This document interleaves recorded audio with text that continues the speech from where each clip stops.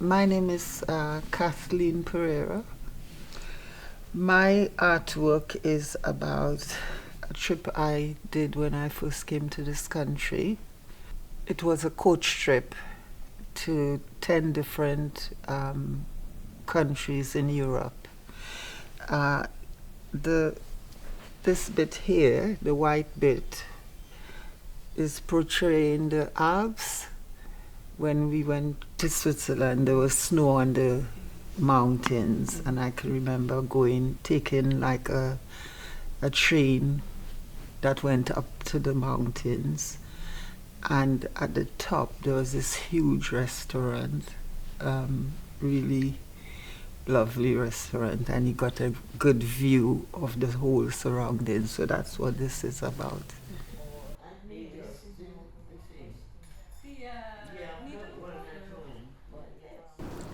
My name is Judith Myers. This is when I went on a cruise in 2014, and we stopped off in Cayman Island, because my niece lives in the Cayman. So what memories come to you when you look at your piece of... Oh, the lovely time I had. Yeah. Really lovely time. My name's Eileen Wade. I haven't travelled abroad too much, but when my family were younger, we used to go on a lot of day trips to France before the Channel Tunnel. And my picture is going to be the White Cliffs of Dover, because when you came back on the ferry and you saw the White Cliffs, it gave you such a nice feeling, and you felt like you were coming home. And it also gave me a lot of memories of the soldiers in both wars that left Dover and Folkestone, and then some of them didn't come back, and how happy they must have been to have seen the White Cliffs of Dover when they came back. My bluebird, it's bluebirds over the White Cliffs of Dover. He's a bit big, he's a bit of a vulture, but I mean, he's meant to be a bluebird. But they are impressive, yeah. Whenever, how many times you've been to France or wherever, and you see the White Cliffs, it's home. You don't know what she says about the foxes in her garden. Oh, yeah. I'm Daphne Elias, as you know, and the photo is the rocks hunting of the White Cliffs, which I like because I love the White Cliff of Dover. I love that. And it was very, very interesting doing it. The first time I went, that we traveled through there, and after then I've been back there because to get boats to go on tours and things. And I enjoy it. So and I love it. And with the song, The White Cliff of Dover, which I love. I know one particular, someone had the bright idea of going in a local market and buying some cheese, like local French cheese, but we'd forgotten it was a really hot day. And by the time we got near Dover, everyone was sniffing us, and we had to throw it in the bin.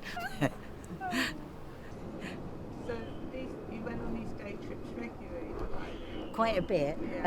When my late father-in-law lost his wife, he was about 85, we took him with us, and he'd never been out of the country.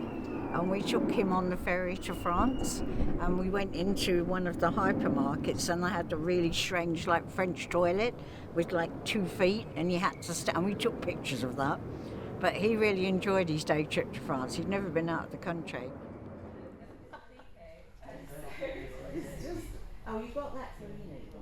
I'm Pamela Markland. Came from Jamaica when I was 23. Came from Jamaica to London, and then from London to Norfolk. I was traveling to Norfolk to be a nurse. I already had training in Jamaica. When I went to Norfolk, we went to Cromer, Mill Road, just by the sea, Cromer and the Pear, and then at night you could hear the wind whistling, and it was very cold. coming from Jamaica to that extreme cold, it was like torture. At night, they turned the heating on for a few hours, and then it was off in this big, cold building. Come to this country, or was you born in this country? No, I was born in Trinidad. I came here to do nursing. Yeah. And I've stayed here since. I came for 7 years, but ended up being here until this time.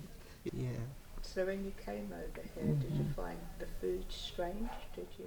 Oh yes, it was strange because when I got to my destination, I was taken to the staff restaurant, and I was looking at the food and I was thinking, what is that?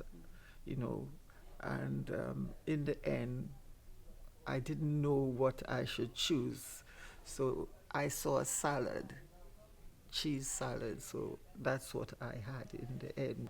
It was okay. It's mainly without spice. It was normal, like roast chicken.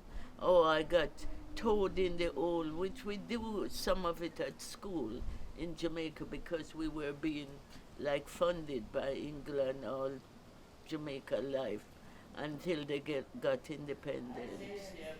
I said I don't want to do that. And then I didn't do it. So it was completely wasted. So what's a special memory that you can hold about your cruise? What can you remember?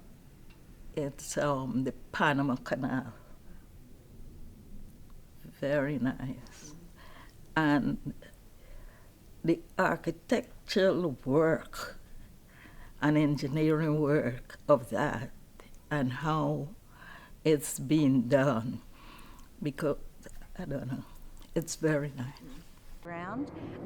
My late husband, he couldn't speak French, and my sons taught him how to ask for 2 beers, 2 beers, in French, but they didn't tell him how to say 1 beer, so every time he wanted a beer, he had to have 2, because they only taught him how to say 2 beers. But yeah, we've got great memories, yeah. The boys, you know, my sons used to like the boat. Going to the different islands. Yeah. And as I said, there was different food from the ship. Yeah. It was good. Is it something you went on your own? No. Went with somebody from the church. They're always going on cruises all over the place. So she rang me up and she said, would you like to come? Because she wanted to go, but she didn't want to go on her own. So I said, oh yes, I've been dying to go. So I bet that was a lot different over here. There was a lot to adjust to when you come here. It was because being Guyana was British Guyana. I mean, where we didn't know the difference. You go to school with these white children, we all girls. And you never mention color. You never see color.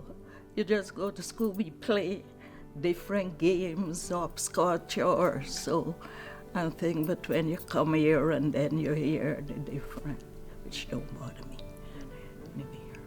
So did you go into nursing when you come here? Yes, Okay. I did, which was quite good. I mean, I got married here. My children were born here.